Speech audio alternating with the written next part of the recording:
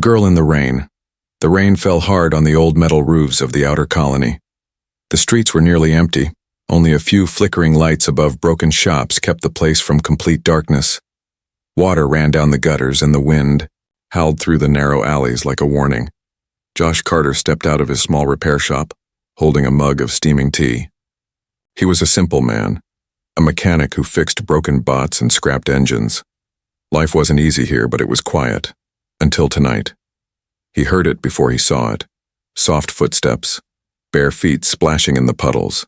Then, in the glow of a broken neon sign, he saw her, a girl. Thin, barefoot, soaking wet. She stood in the middle of the street, her long silver hair stuck to her skin. Her arms were crossed over her chest, and her eyes glowed faintly in the dark. A soft blue, not human. Josh froze. She didn't look older than 20 in human years. Her skin shimmered almost like pearls under moonlight.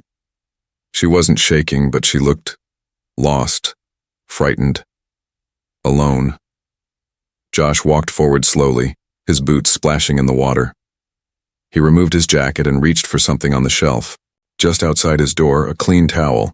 He held it out to her. "Here," he said gently. "You're soaked. Take this." The girl didn't move. Her eyes widened slightly as she looked at the towel. Her lips parted like she wanted to speak but was afraid to. Then, very slowly, she stepped forward. Her hands trembled as she reached out. The moment her fingers touched the towel, she gasped. Josh blinked. "You okay?" She looked up at him, eyes full of shock and something else. Not fear. Not gratitude. Something deeper. Then she whispered, barely loud enough to hear over the rain. "You chose me?" Josh looked confused. "I just gave you a towel." She dropped to her knees. Right there in the middle of the wet street, Josh stepped forward. "Hey, don't do that. Stand up. It's just a towel, not a—" "No," she said, cutting him off. "On my world, this is the symbol of first bond. You gave it freely, to me. No demands, no price." Josh scratched his head. "That's a cultural thing?" She nodded slowly, never taking her eyes off him. "I am bonded now. To you." Josh's mouth fell open. "Wait. What?" The girl stood up again, slowly, and held the towel close to her chest like it was sacred. The way she looked at him, it made his skin crawl with nerves. She wasn't just thankful. She looked devoted. The rain kept falling, but the moment between them felt heavy. Josh stepped aside. "Come in, you'll freeze out here." She obeyed without question. Quiet. Calm. Like she had already made her choice. Inside, Josh handed her a dry blanket and pointed to the heater. She sat down by it, still clinging to the towel. "What's your name?" Josh asked. She hesitated. "Leary." "I'm Josh." They sat in silence for a few minutes. Then Josh finally asked, "Where are you from?" Leary's eyes dimmed a little. "Far. Very far. I should not have come to this planet, but I had no choice." Josh leaned forward. "You're not safe, are you?" She didn't answer, but the fear in her eyes spoke louder than words. Outside, the rain masked the sound of a ship passing overhead, but Leary heard it. Her head turned fast, her body tense. "They're looking for me," she whispered. Josh stood up, heart starting to race. "Who?" She looked up at him. "The ones who own me. A bond." She did not choose. Josh couldn't sleep that night. He sat on the edge of his old metal bed, staring at the soft flicker of the heater. Outside, the rain had stopped, but the silence felt heavier than before. In the corner of the room, wrapped tightly in the blanket and still holding the towel, the alien girl, Leary, slept with one eye open.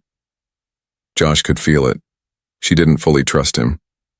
But somehow, she also believed she belonged to him. He looked again at her hands. She hadn't let go of that towel for hours. It was strange. A simple gesture, a dry cloth in a storm, had somehow turned into something sacred. He wasn't sure how to feel about it, but one thing was clear now. She wasn't safe, and now neither was he. At dawn, Josh made breakfast. He placed a warm plate in front of her, eggs, toast, and a small cube of fruit gel. Leary looked at the food, then at him, then lowered her head. "I will eat only after you have eaten," she said softly. Josh blinked. "That's not necessary. You're hungry. Eat." She hesitated, then picked up the toast with delicate hands and took a small bite. He noticed something strange. She closed her eyes as if tasting food for the first time. Not just hunger, wonder. The kind of reaction a child has when tasting sweetness after years of bland survival. "You've been running a long time, haven't you?" Josh asked. She nodded, slow and silent. "Why me?" he asked next. "Why does giving you a towel mean anything?" Leary placed the toast down and looked up. Her glowing eyes met his. "On my planet," she began, "only highborn males give protection to outcasts, and only to one. The act is not casual, it is a declaration, a promise to shield, to claim." Josh rubbed his face. "But I didn't know that, I was just being decent." Her voice turned sad. "It does not matter. The bond has begun. It cannot be undone now." He leaned back, heart uneasy. "You didn't choose this, did you?" Her eyes glistened. "No," she whispered. "But it's the first time I was offered kindness. Even if it was by mistake, I wanted to feel what it meant." Josh stood up and walked to the window. The colony was quiet, but something in his gut twisted. "Leary," he said without turning around. "Who's after you?" She hesitated, then replied, "The Seers of Tilvora." Josh's blood went cold. He had heard that name before. Galactic black market rulers, genetic traders, powerful, ruthless, and feared across a dozen systems. They didn't just hunt people, they owned them. Josh turned. "You escaped them?" She nodded slowly. "They marked me as a vessel, a rare type. My biology can produce a mixed offspring. They call me a seed bearer. But I did not want that life, so I ran." Josh's hands clenched into fists. All of this, because he gave her a towel? He looked at her again. So calm, so quiet. And yet inside, she had been carrying the weight of slavery and fear. Then Leary said something that stopped his breath. "They will come here. And when they do, they won't ask questions. They will burn everything just to get me back." That night, Josh sat in his workshop, trying to think. He should send her away. Get her on a transport, clean, safe, out of his life. But when he looked over at her, sleeping, curled up in the corner again, her small frame tucked around the towel, something in him refused to let go, not because of the bond, not because of the alien rule, but because he couldn't be like them. He couldn't give her back to the monsters who wanted to use her, no matter what it cost. Outside, the first black drone hovered silently above the colony. They had arrived. She's not just any alien girl. Josh had fixed machines all his life. Broken pipes, old engines, cracked power cores. But nothing had prepared him for this. For a girl who barely spoke. For glowing eyes full of silent pain. For the fear she brought with her, wherever she stepped. Leary sat quietly on the floor, still holding the towel like it was a shield. Josh watched her from across the room. It had only been one night, but his entire life felt upside down. He had planned to fix a broken loader today. Now instead he was hiding a rare alien girl from one of the galaxy's deadliest factions. And somehow, she had chosen him. Or maybe, the universe had chosen her. Josh waited until Leary was asleep, then opened his old terminal. The screen flickered. Connection was weak. He plugged in a small black cube, an illegal data shard he'd kept hidden for years, something from his smuggling days. It gave him access to restricted information. He typed one word, Tilvora. Dozens of files appeared, red-tagged. Most were classified, but a few had images. One caught his eye. A sketch. A female with glowing blue eyes, silver skin, markings like rivers on her arms, Lyrian-class hybrid, status, seed-class carrier, estimated value 900,000 credits. Josh's blood ran cold. She wasn't just any refugee. She was worth more than his whole colony. He leaned back, shaking his head. No wonder they're coming, he whispered. He clicked on a second file. This one showed something worse, what they did to the others. Girls in cages, cryo-locked, hooked up to machines. Used like living factories. Josh shut the screen. Leary wasn't just hunted, she was a target.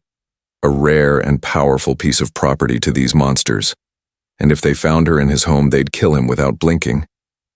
And yet, he looked at her, again. She was curled on the floor, breathing softly, her head resting on a folded blanket. In the dim light, she didn't look like someone valuable. She looked lonely, small. She looked like someone who hadn't been hugged in years. That morning, Leary woke up and sat quietly beside the heater. She didn't speak. Josh handed her a cup of warm broth. She took it and held it with both hands. Then she whispered, "I shouldn't have come to you. I've put you in danger." Josh sat beside her. "You didn't ask for this. You were running. You were just trying to survive." She nodded. "I didn't want a bond. But when you gave me kindness, it felt like breathing again after being underwater too long." He looked at her, unsure what to say, but Leary spoke again. "There were others like me. We were raised together. But they didn't run. They accepted their fate." "I couldn't," Josh asked. "And the ones who stayed?" She didn't answer, but the way her eyes fell told him everything. They were either dead or worse. Outside, Josh noticed something strange. The delivery drone that usually passed every morning was late.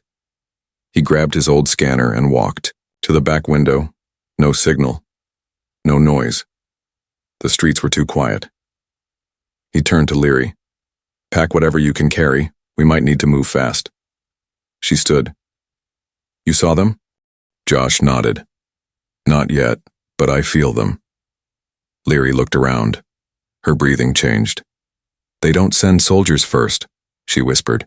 "They send watchers." Josh knew what that meant.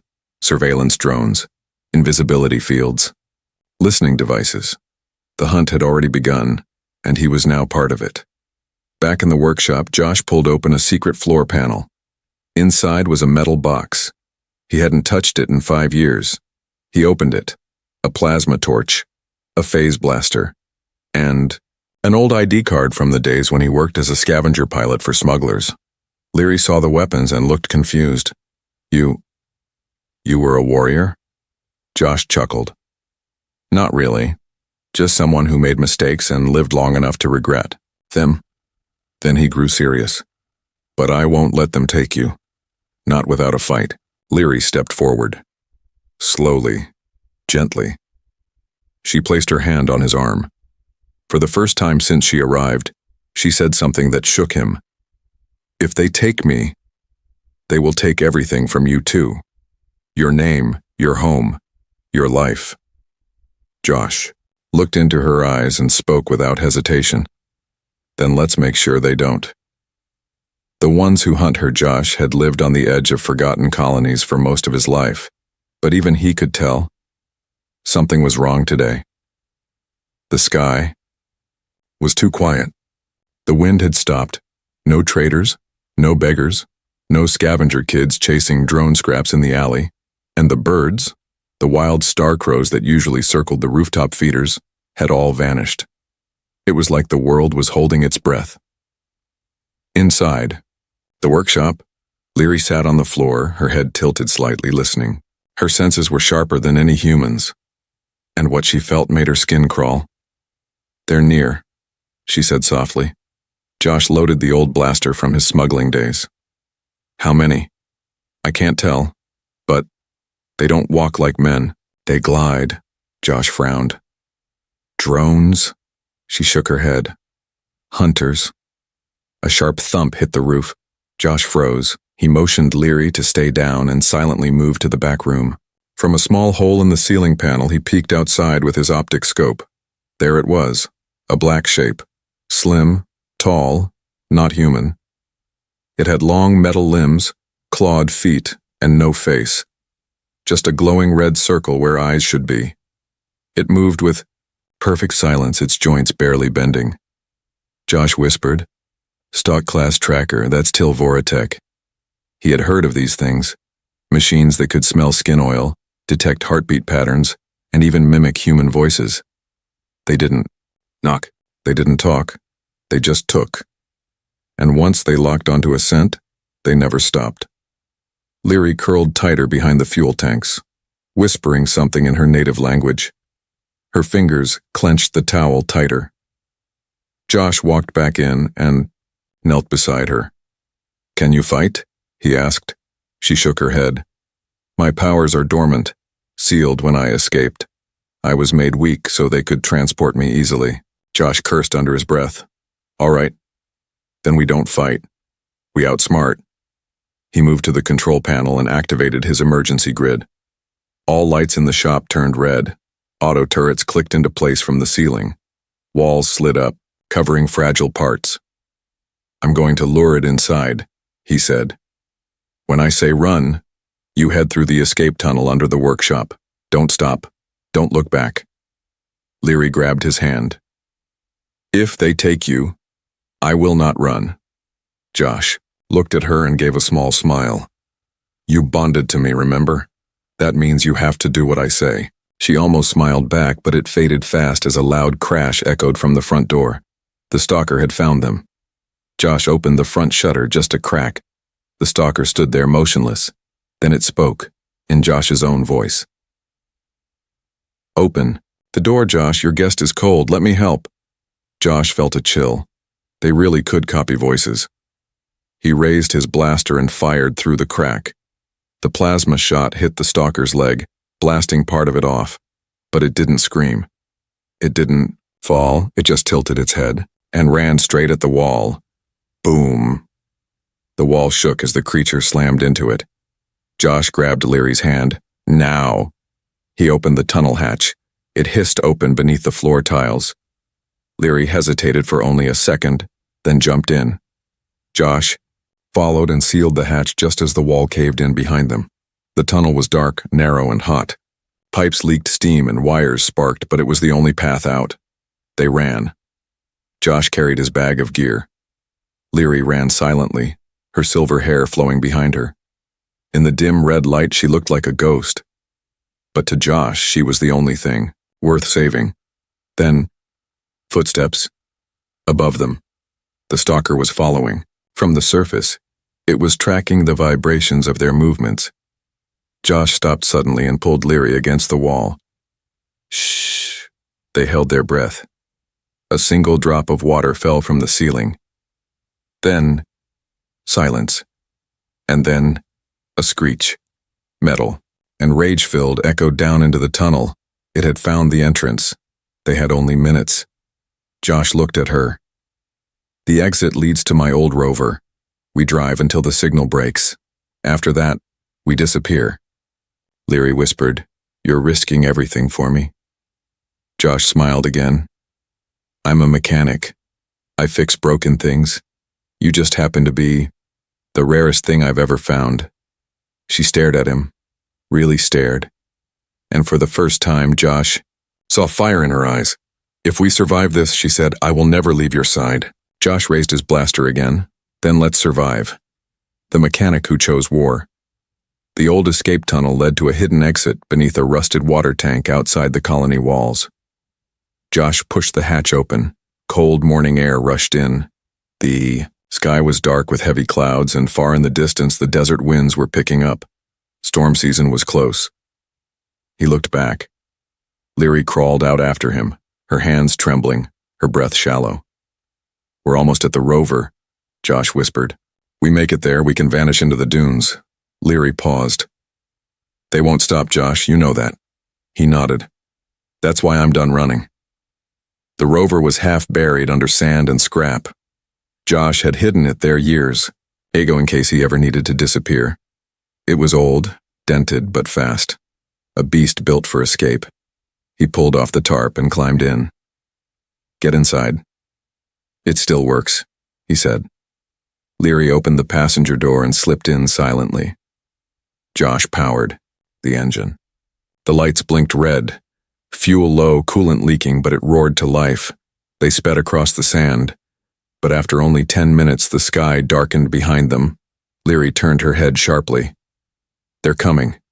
Josh looked into the rear view mirror, and there they were. 3 black stalkers gliding across the sand like shadows, not running but sliding, their metal limbs glowing with heat. One of them raised a long rod toward the sky. Josh shouted, "Hold on!" An energy bolt hit the ground near the rover. Sand exploded into the air. The rover swerved, wheels screaming. Leary gripped the sidebar. "We won't make it far like this." Josh clenched his teeth. "Then we make our stand." He slammed. The brakes near an old comms tower, long dead and forgotten. "This place has metal walls, we use it." He jumped out, grabbed his tools and old blaster, and ran inside. Leary followed, still holding that towel, though now it was stained with dirt and sweat. Inside the tower, Josh activated the backup generator. Lights flickered on. The place smelled like rust and oil. He set the traps, trip mines, energy nets, hacked turret mounts, whatever he could build in minutes. "You've done this before," Leary said quietly. Josh didn't look up. "Long ago, I helped smugglers, fight raiders. Not proud of it, but I learned how to break things." Leary watched him, something stirring inside her. "You're not just a mechanic," she said. "You're a protector." He finally looked at her. "I didn't protect the right people back then," he said softly, "but I'll protect you now." The stalkers arrived, silent, slow, deadly. They moved like shadows in fog, entering the tower from opposite sides. Josh aimed his blaster and fired. Boom! One trap exploded. A stalker went flying across the wall, legs sparking. Another came from behind. Josh turned. Too slow. But suddenly, Leary stepped forward. She raised her hand. Her palm glowed faintly blue. "Don't touch him," she said. Pulse of light shot out. The stalker froze midair, stiff like stone, and crashed to the ground. Josh stared at her. "You said your powers were sealed." "They were," she whispered.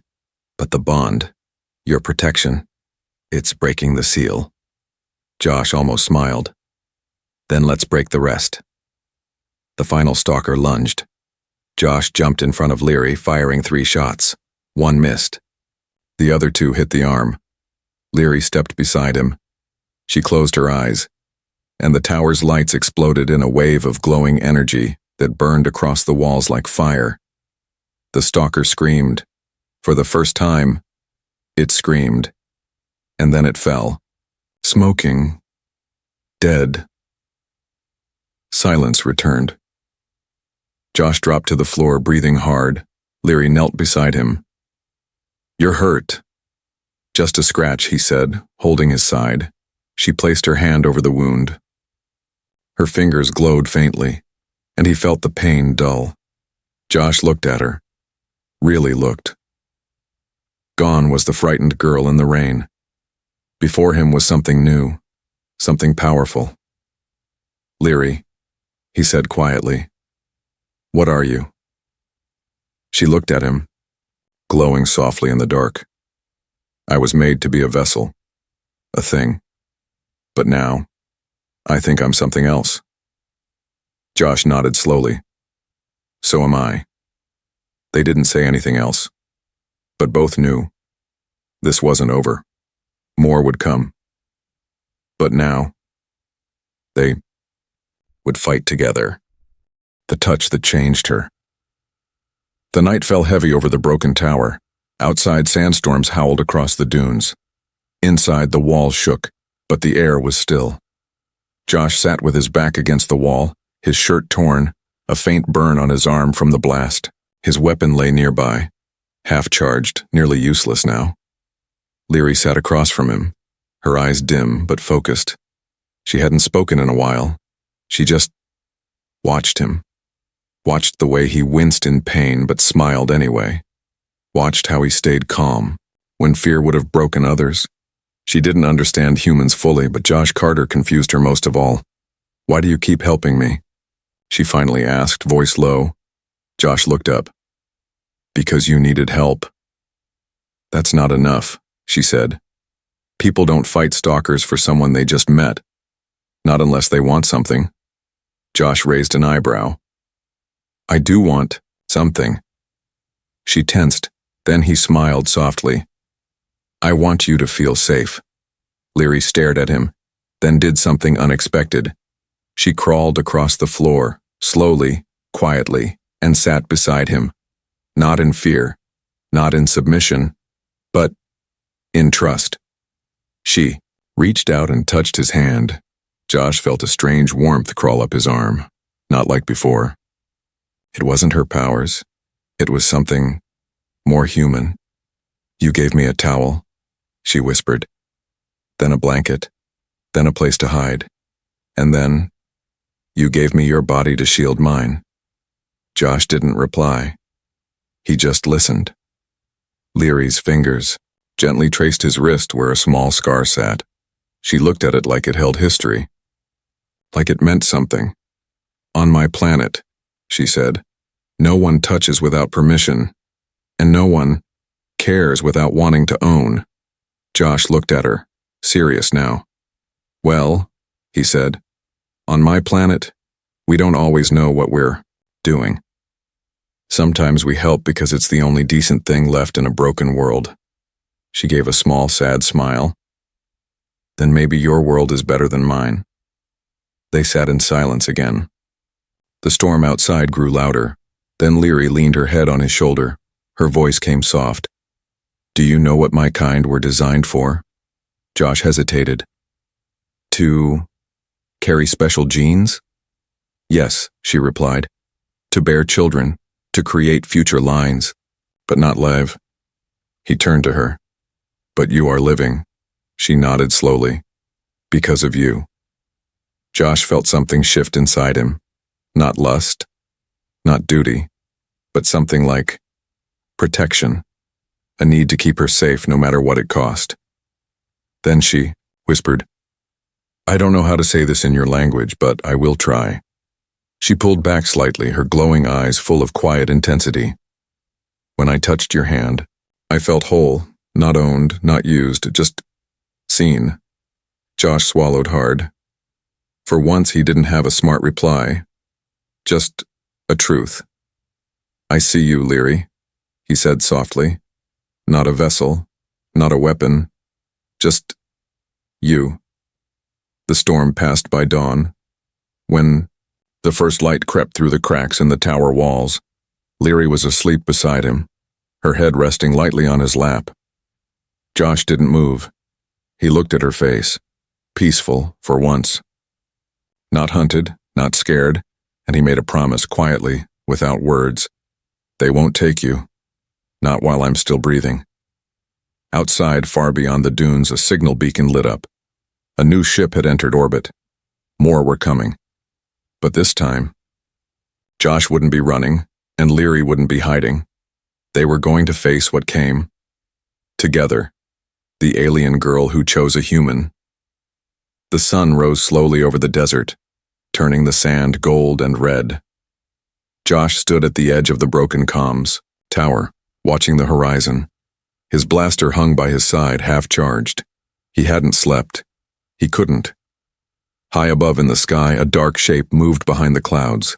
A ship, bigger than before, sleek, silent. Teal'Vora Command Class, the kind that didn't ask questions, the kind that came to collect or kill. Inside the tower, Leary was awake. She stood barefoot, the soft light of morning warming her silver skin. The towel, the same one he gave her days ago, was now folded, carefully like a sacred thing beside her. But she wasn't the same girl from the rain. Something inside her had changed. She stepped out and joined Josh. "They found us," she said. He nodded. "I know." She looked at him with calm eyes. You don't have to stay, they'll let you live if you leave me. Josh chuckled without humor. And missed the grand ending, not a chance. She stared at him, then did something no one from her world ever did. She took his hand, not as a servant, not as a bonded subject, but as a partner. I never got to choose before, she said. Choose what? Josh asked softly. She looked into his eyes, who I belong with, and then she whispered, I choose you. Josh's chest tightened. He had faced engines, pirates, stalkers, storms, but nothing hit harder than those 3 words. I choose you too, he said quietly. The ship descended with a roar. The wind kicked up. Sand flew across the ground. Engines burned red as the landing gears dug into the dune outside the tower. Josh and Leary stood side by side like statues in the storm. The ramp lowered. From the shadows, a tall figure stepped out. Robes of black and gold, a face hidden behind a metal veil. This wasn't just a hunter, this was a seer. I have come for what is mine, the voice echoed, cold and sharp. Josh stepped forward. She's not yours. The seer tilted its head. She carries blood of value. Her genes are priceless. Her bond was formed in error. Surrender her, human, and you may keep your life. Josh didn't flinch. She belongs to no one. Not anymore. The seer raised a hand, and from the ship, 2 stalkers marched out. Leary's fingers glowed. Josh raised his blaster, then, boom. One stalker was hit by a burst of blue light. It didn't come from Josh. It came from Leary. She stepped forward, glowing brighter than ever. You called me a vessel, a thing. But I'm more than that now. I'm someone, because he saw me. The seer paused. You will regret this choice. Leary's voice rang clear. No, you will. Together Josh and Leary fought. The air burned with light and fire. Josh shot with sharp precision, while Leary unleashed bursts of energy she never knew she had. The seer tried to command the ship, but the tower's old antenna, rewired by Josh hours ago, sent out a massive pulse that fried the comm system. Within minutes, the seer's ship was disabled. The seer escaped, but barely, and for the first time in years, Leary was free, truly free. Days later, they stood at the edge of the starport. Josh looked at the old rover, now patched and fueled, ready to travel. He turned to Leary. So what now? She smiled gently. Now we build something new, he nodded. Anywhere you want to go. She looked up at the sky. Not where I want to go, she said, but where we can belong. Josh reached for her hand. This time she offered the towel. Take it, she said softly. I want to give it back, not as a mistake, but as a promise. He took it and smiled. Together they walked into the future, not as master and bonded, not as protector and rescued, but as 2 souls who chose each other when the galaxy gave them no choice at all.